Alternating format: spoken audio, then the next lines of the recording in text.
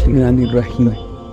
شروع کرتا اللہ کے نام سے جو نہایت رحم کرنے والا اور بہت رحم کرنے والا ہے۔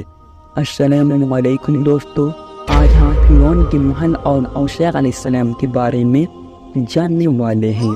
آپ کو بتا دوں کہ مصر کے سبھی بادشاہ کو اس وقت فرعون کہا جاتا تھا، لیکن آج جس فرعون کے بارے میں پڑھیں گے وہ حضرت موسیٰ علیہ السلام کے زمانے میں رہ چکا۔ فرعون مصر کا آخری بادشاہ اور آخری فرعون ہے۔ فرعون اور موسیٰ علیہ السلام کو واقعہ کیا۔ تو آپ سے گزارش ہے اس واقعہ کو پورا ضرور سنیے گا۔ چلیے شروع کرتے۔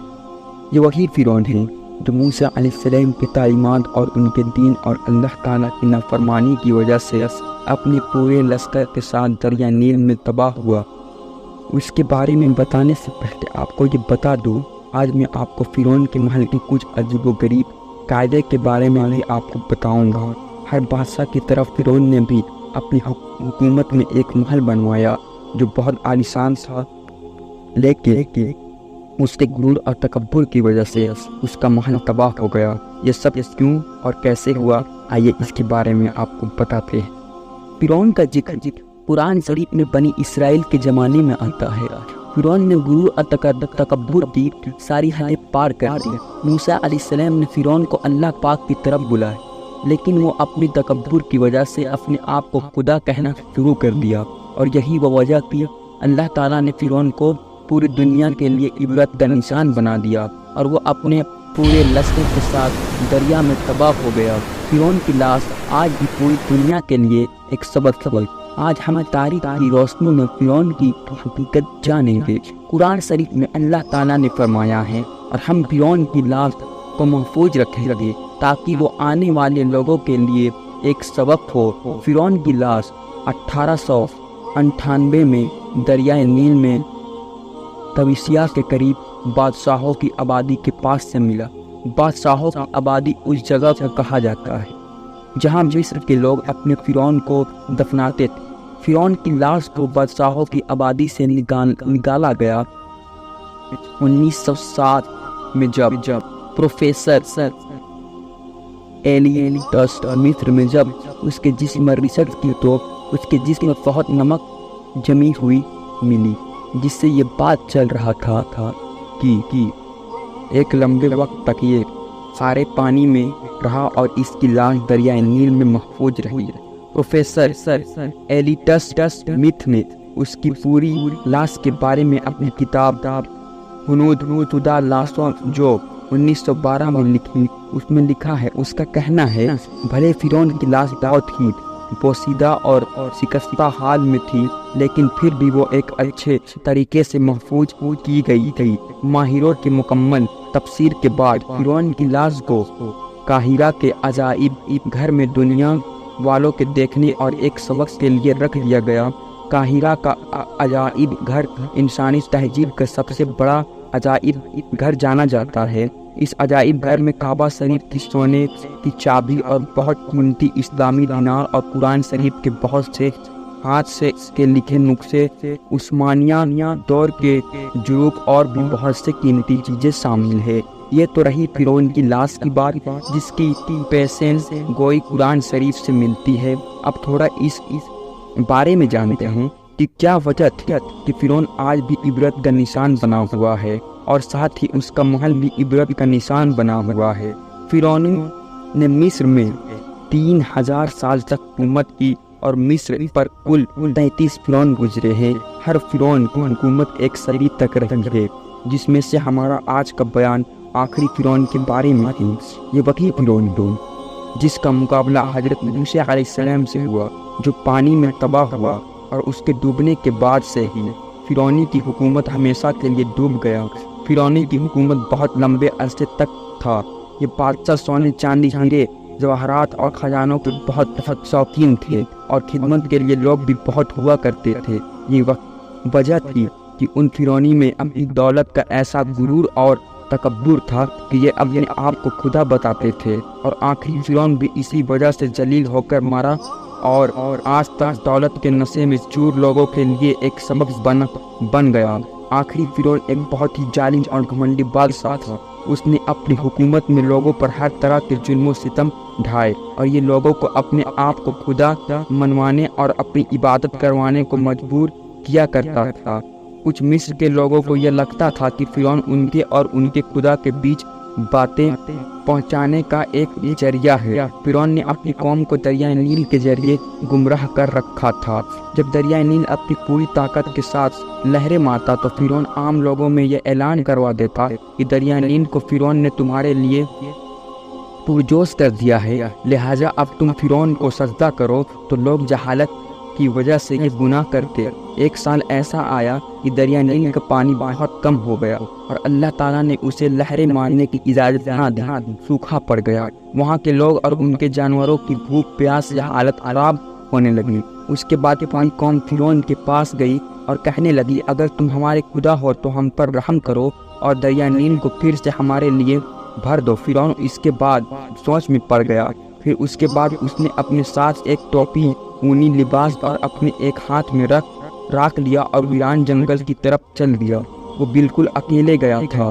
اس نے اپنی قوم سے سبھی لوگوں کو منع کر دیا کہ کوئی میرے پیچھے نہیں آئے گا۔ وہ سخت جنگل کی طرف گیا اور وہاں پہنچ کر اس نے اپنی شاہی لباس اتارا، تاج اتارا اور اونی لباس اور ٹوپی پہن کر اس راکھ کو اپنے چہرے پر مل لیا اور زمین پر لوٹ پوٹ ہونے لگا۔ اس کے بعد اس نے اپنے سر کو سجدے میں رکھ کر رونے لگا اور اللہ کی بارگاہ میں دعا کرنے لگا اور کہنے لگا، اے دونوں جہان کے مالکو مولا، میں اچھی طرح جانتا ہوں کہ تو ہی پوری کائنات کا مالک ہے، تیرے علاوہ کوئی عبادت کے لائق نہیں۔ میں جھوٹا ہوں، میں نے تیری نافرمانی کی ہے۔ میں آج تک اپنی قوم سے اپنے آپ کو خدا کہلواتا رہا، لیکن اصلی مالک تو ہی ہے۔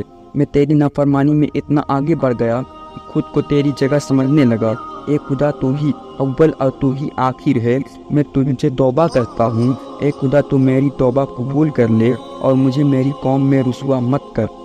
اس کے بعد اللہ تعالیٰ نے فرعون کی دعا فوراً قبول کر لی اور دریائے نیل کو ایک بار پھر سے بھر دیا اور دریائے نیل کو یہ بھی حکم دیا کہ فرعون جہاں جہاں جاتا ہے اس کے ساتھ تو بھی چل۔